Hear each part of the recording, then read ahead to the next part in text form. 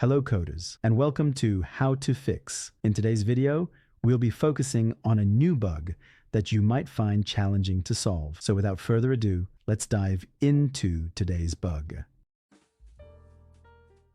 Let's now execute code 1 to generate the error and observe the outcome. Let's walk you through the interpretation and the correction for this bug. Please pause the video to absorb the explanation. Now we'll repair the code and observe the final output.